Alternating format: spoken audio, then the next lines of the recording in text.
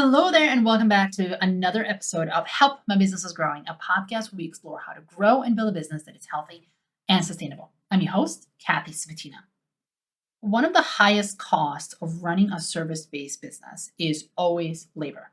And your team is your company's greatest resource, so you'll have to track how you or your client utilizes this resource to make sure that your business stays profitable.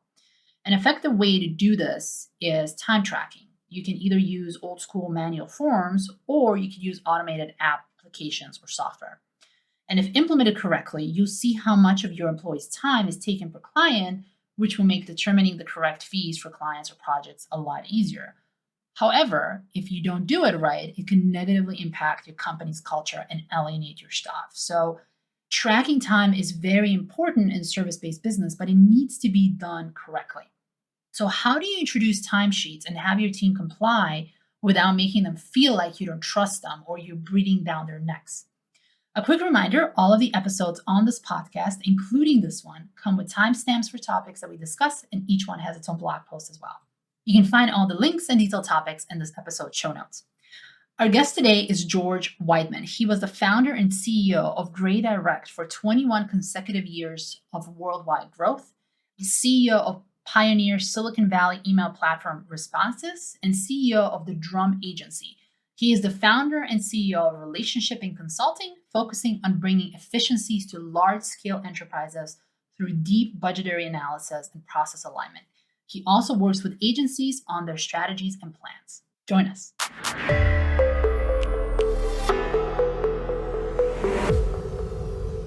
Welcome to the show, George. Thank you, Kathy. I am really excited that you're here because we're going to be talking about some really interesting things. And I think one of the trickiest things in the service-based business is managing profitability. And a lot of businesses can get decimated because of that, because the labor is the cost of doing business. And you have to figure out what type of data you need. And that is usually going to be in some sort of a time tracking component. And then you have to figure out how you're going to get it consistently and with as much accuracy as possible. And when you start tracking people's time, that can also affect the culture of the business if you're not careful. So there's always this balance between, I need this data to keep an eye on how the business is doing. And on the other side, how do I do this in a way that it actually works for the business? Mm-hmm. And you have extensive background in service-based businesses, agencies specifically. And the businesses that you build, what was the journey of building this out? How did you manage this profitability in their businesses? I'm really curious about that. Well, that's a super question. Just to start with, I was 20 years at Gray doing this, and it started out with a startup unit, the first Gray Direct in New York. And then after 20 years, there were 38 of these around the world. There was about $1 billion of billing and about $350 million of revenue, about 2,500 employees. So a lot of experience in that space. And then 13 years building my own agency, started out as marketing, became the Drum. And there's an art and science of doing that both inside and with clients. Inside, by the way, I don't know a service business, accounting firm, law firm, and of course, let me go back to agency because that's 35 years of experience, cannot be done without timesheets. I mean, we used to say at Gray, it's people in rent. And the rent is this, so people is that. And you have to really, really understand the uptake of work effort, we used to call it, by the client. So would it be good, maybe let me address how that works inside the enterprise before we go to clients and contracts and all that kind of thing. Yeah, and I'm especially interested in what have you found in timesheets best practices? What has really worked for the businesses that you work with? Because like I said, this can be a very sticky subject because people feel like you're keeping tabs on them, but you really need that data to figure out whether you're profitable or not. You need to hire new people, whatever it might be. So what have you found that really works best? Well, first of all, two things. So when I got to Gray advertising, it was mature. And it had serious, real big bosses that are still famous. Ed Meyer, who is the CEO of Gray. Alan Fendrick was the first CFO, and then Steve Felcher was the CFO for the second part of my career there. And this was back when, I'm not sure you could do this today. Well, I know you can't do it today. But back then, literally, it was no BS there. If you did not turn in your timesheets Friday by 5 o'clock, you didn't get your paycheck. Now, that's kind of harsh, but what happened is it was very interesting because it was very harsh, well managed, and all that. But it was also done like a family. So when people came into the company for the first time, the finance staff gave a Hmm. seminar on client profitability and said, look, you know what? All we've got is people and rent. And we're a timesheet culture here. And we really need that because if you don't do that, we're not going to be able to price ourselves correctly. We're not going to have profits. Your bonuses depend on this and all of that. And so let's talk about that. And then there was always somebody that said, well, here's how I do it. I've found it best if I just do it before I go home real quick. I do that day's timesheet. It really works for me. And of course, there were always folks that forget that, and they didn't get a paycheck, and now what, and so forth. But the other thing that happened is because it's very tricky for people to do this, they're the creative people are focused on the ads and the effort, media, and whatever you're doing, busy and under pressure and so on, and it's hard. So guess what? There was always a diplomat from finance that on Monday, when the Friday timesheets weren't submitted, would pay a nice visit to the staff member and say, hey, George, you didn't get your timesheet in Friday. And can I help you with that? And really love for you to just take your lunch hour today and give me last week's timesheet by the end of the day today. Okay, thanks. And then they would follow up. And there was always Kathy, we would find the X number of people over here that were not good at it. Yeah. Sometimes we would pair them up with somebody that was good at it and just have the person that is good at it call them Friday at noon and say, hey, can I help you with your timesheet today? But I guess brass tacks, be honest, it's hard. And you can't do it without sort of weekly and sometimes daily managing of this. What I heard there is making sure that the employees understand what the benefit of it is for the business. They're not just putting it time for because you want them to do something. It's there to drive the decisions, to figure out which clients are profitable. I mean, it drives the entire business. It is a crucial, crucial data point. And if people understand that, they're much more likely to start doing it without constant nudges. And hopefully you don't have that many nudges. But I also wanted to ask, like, what are some of the things that people were putting on these timesheets? I can imagine what type of project they worked on, how long they worked on, but is it in what type of increments were they putting in? Are we talking about 15-minute increments, 60 minutes increment? How did that work like specifically? That's great because I have lawyer friends that complain that their Yeah. practice has gone to 15 minutes. It's like, yeah. And so our timesheets were hourly only. And it's very interesting. Most of the time, we could do it with just client. So you only had to put, I've spent this hour on client A, and that was it. If there was projects or there were special client assignments, we could add that to the timesheet so that if that was being billed in some way. But again, that's a finance thing where it has to do with how the client's being charged. And if there's just a fee where it's a monthly bunch of hours that they're paying for, and the client doesn't need to know where the hours are going, it can just be client A by the hour. And so that really, I would say the account director and the finance director need to have a bond there around how is the client going to look at this? And does the client need to know what X was inside their total agreement? But I would say that 90% of the time, Kathy, it was just client hour. And that reminds me of another thing, too. Nothing was strict 8 hour days. People would work till 11 getting something done. And so there was no cap it wasn't like 40-hour weeks and that's all the hours you could put on your timesheet. We really went over that to make sure people understood is you work that hour, it goes on your timesheet. If it's Saturday, it goes on your timesheet.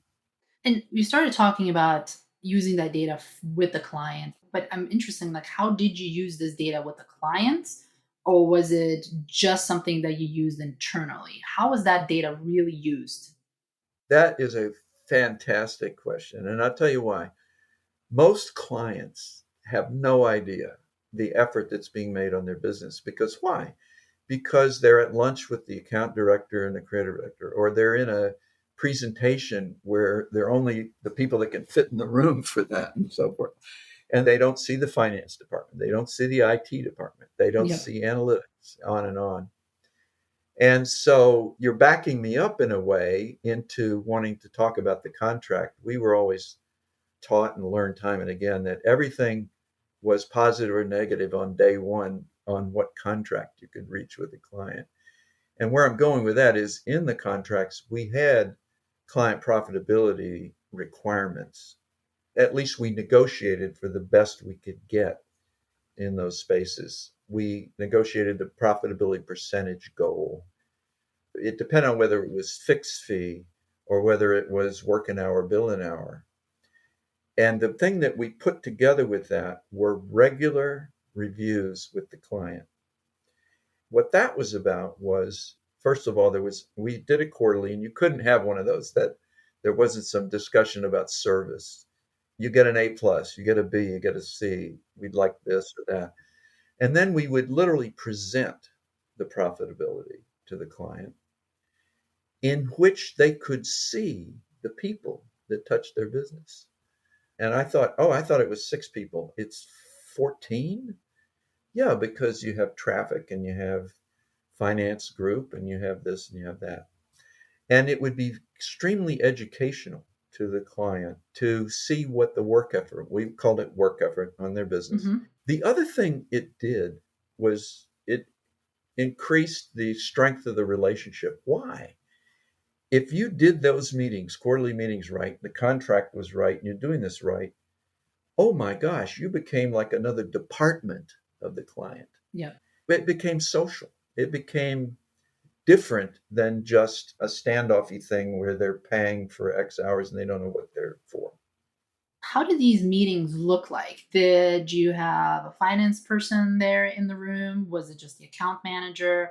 Did they pull up a P&L for the client that walked them through? How did that really look like? I love these questions. They're like the perfect questions. There was always the head, that was me. And then it was very, very important good cop, bad cop, Okay. good cop, bad cop. And so the account director was the good cop, being, all about service, service, service, service, service. Because they managed the relationship, so it made sense. Absolutely. The bad cop was the finance director or the finance executive. Now you're laughing, but let me just say, That's how it usually works. Finance is always a bad cop. well, We're good people, though. here's the thing: the gray finance people, bad cops, were masters in this meeting because they were bad cops in the most engaging, gracious, great, super. They felt like good cops, even though they were masters at making that bad cop work not feel like scorpion stings or something. I could see you doing that because it literally just became explaining stuff that the clients simply couldn't see or understand without the finance officer explaining, well, you need to know XYZ over here. And by the way, that pulled the agency into being a department Hmm. because now the client is looking at this saying, oh, I see how that needs to be managed. Because they don't know how to manage it if they can't touch and feel what those moving parts are doing to the finances.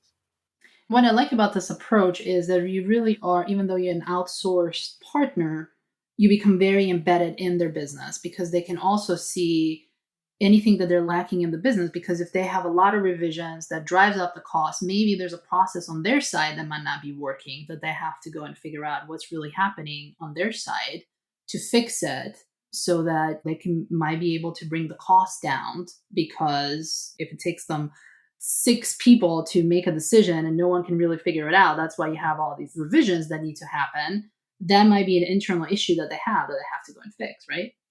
Exactly right. And sometimes the clients would ask for more people to show up at meetings than were necessary, Yeah. which of course they're paying for those hours in those meetings. But I think you put your finger on what usually happens when there's hours overruns. And it's usually too much complexity inside the client for just getting the work out and approved and done efficiently. And it's hands touching the work. And that was a big piece of client profitability management, was going in and asking for some hands to be taken off. By the way, you put your finger on usually what was running hours over is revisions or too many start stops. Incidentally, that reminds me of another important thing that was a discipline that had to do with this, and it was strategy. There was a rule: is work could not begin without a strategy inside the agency. What? Here's a strategy doc, and it needed to be signed by the account director, the media director, and the creative director. And by the way, in the second agency, in my own agency, we had analytics director sign, because you had to have the analytics in place to figure out if it was working. And what happens is, if work begins without one of those, instead of on the client side, that's on the agency side of burning up hours, where it heads off over here and it should have gone over there because it's off strategy. You have to do it over. Yeah. And I'm sorry, I messed up on that. There was another signature required: the client. Yeah, that's an important signature. And as we're talking about signature, I wonder, and I'm absolutely curious about this, how did finance fit into all of this? Did they have any input on what was happening before the contract was signed to make sure that there was profitability for these contracts? Were they involved? And if they were, how were they involved? Absolutely. There was never contract. And a huge piece of the contract, of course, is the fees and how they're defined. Is it a fixed fee? Is it a work an hour, bill an hour? Is it the retainer plus commissions on top, and so on? How is this all going to work? Never do that without the finance director completely engaged. Part one. Part two, there's another thing that is always fascinating to me. This is hard to do as a C title.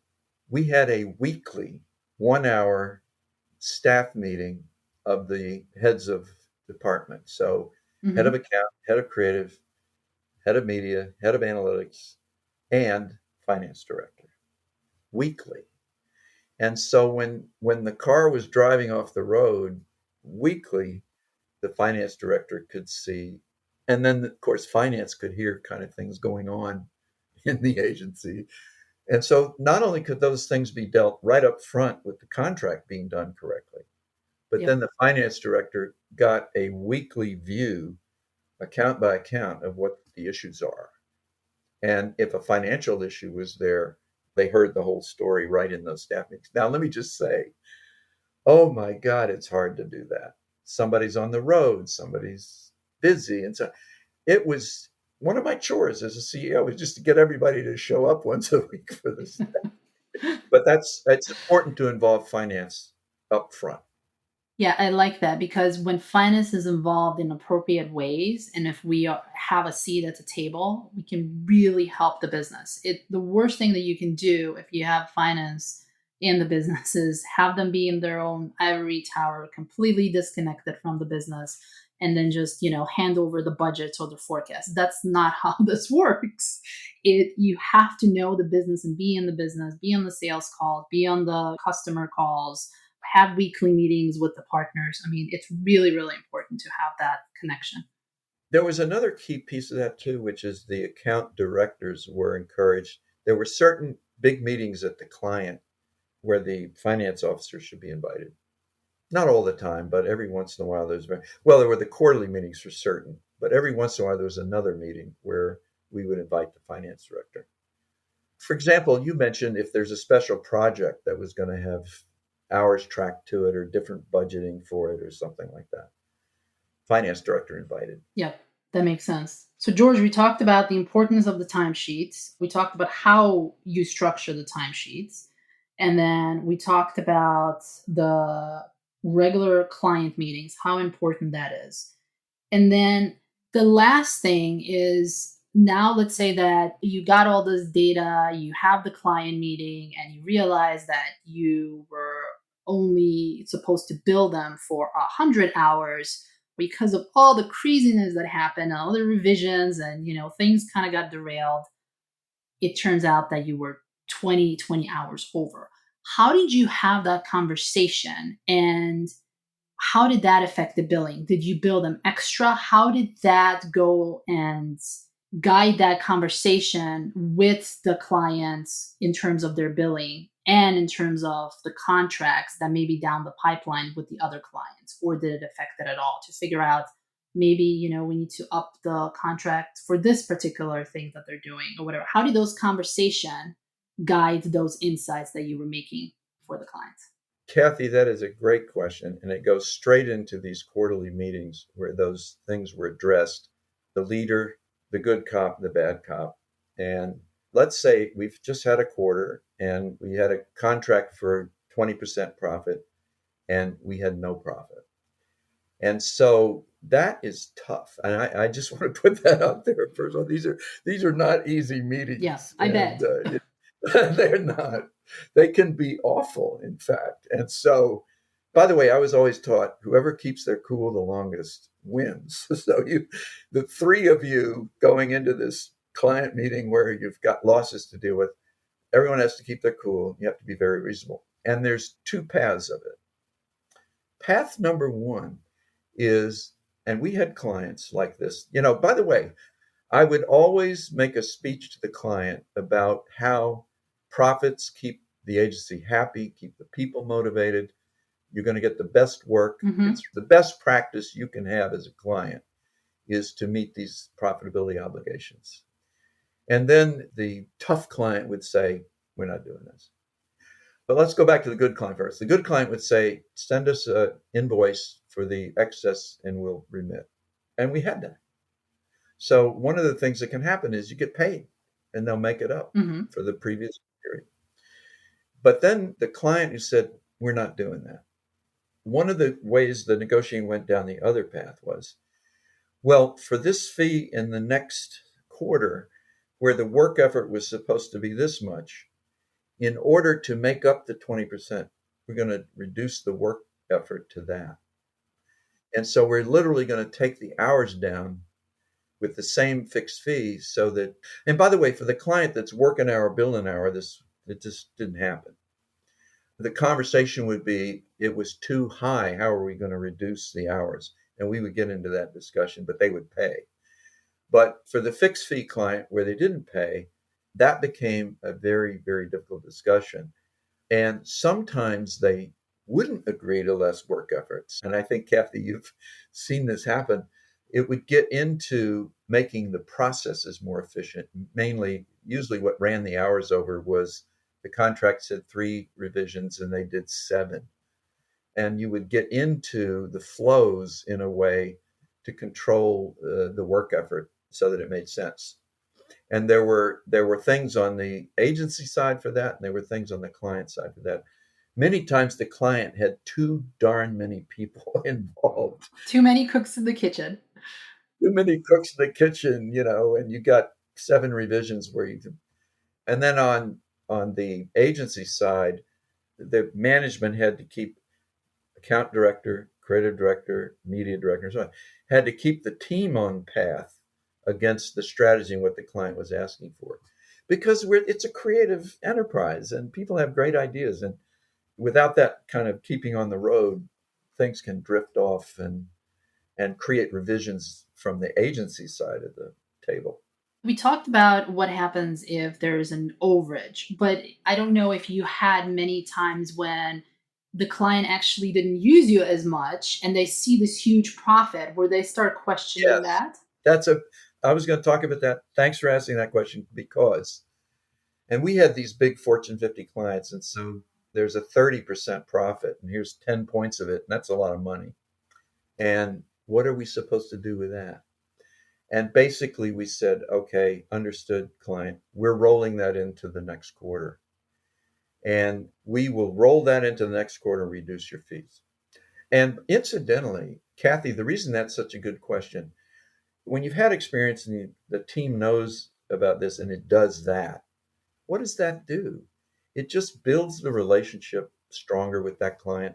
And it is part of that making them feel like you're a department in their company that cooperates and helps and does the right thing. Yeah, that makes a lot of sense. And I always like to see both sides. It's like people always focus on, well, what if it's overage? But what if it's like significantly under? What do you do then? So I'm glad you talked about that. Credit the next quarter. Credit the next quarter. I want to circle back to the timesheets because you brought this as we were talking. It just kind of popped into my mind that dealing a lot with creative people, and creative people by definition don't really like to be restricted when it comes to. No, they don't. How did you deal with them being so on top of the timesheets? We talked about that they understood the importance of it, but there's still this, and I feel like it's almost like a visceral response, like I'm creative, I shouldn't be the one putting in the timesheets. How did you deal with that pushback, and if you had any? There's always, and it's not only, it's it could be media, it could be other places. It's tough to do timesheets. You have to get in the space and develop a habit and then just do it. And even then, there were weeks where I was traveling or I was this or that where I couldn't do the timesheet. And I had to circle back and do it. And I was always reminded to do it and so forth. I think it goes back to family discussion, if you will. And I think it calls for a meeting. Kathy, if you were one of the creative people that were having trouble with this, I would like to have a solution where you weren't singled out. Again, I already talked about the singling out because basically somebody from finance would be coming and saying, hey, it's Monday, Kathy, and we didn't get your timesheet last week. I'd like to get it by the end of the day. Take your lunch hour. Can I help you? And so forth.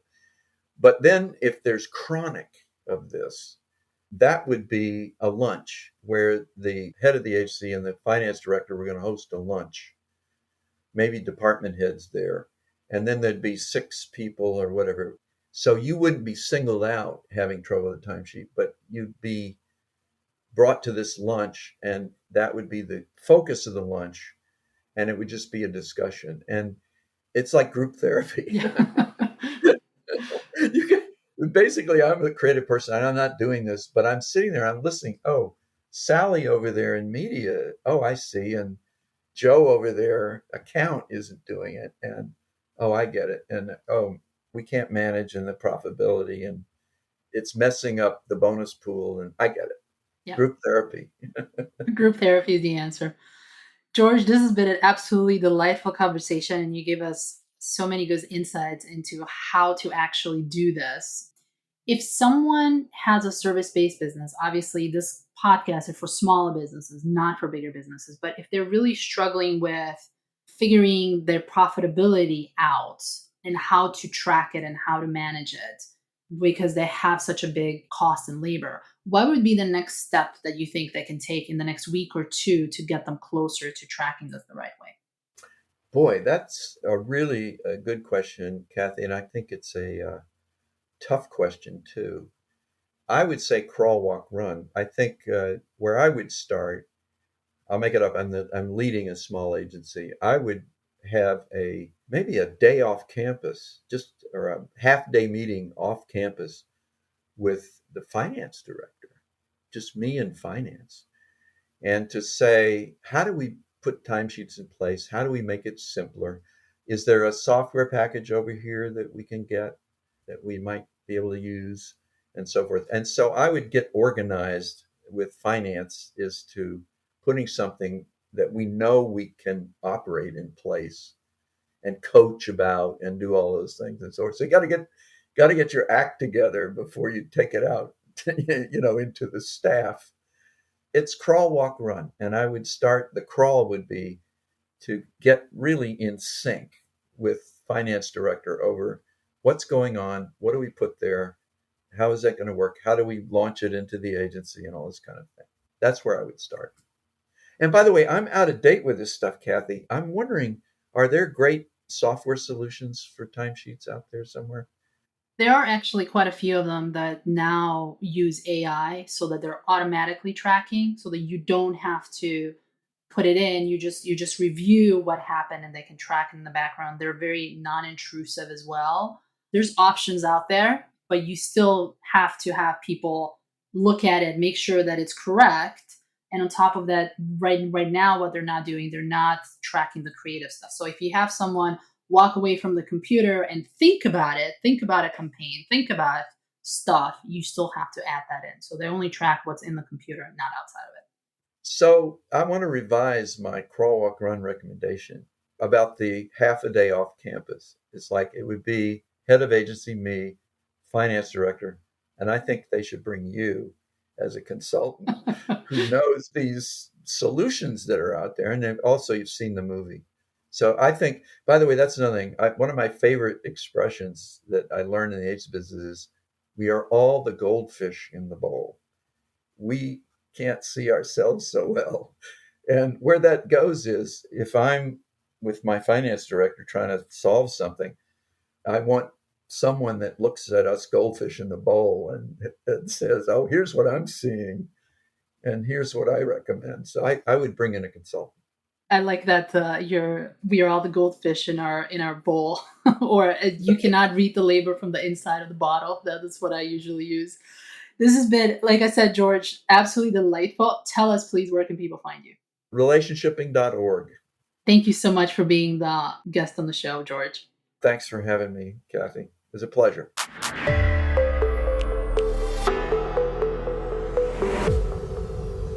Thanks so much for joining us. And I hope that today's episode delivered insights on balancing the need for crucial time tracking data of your labor versus your employees' morale.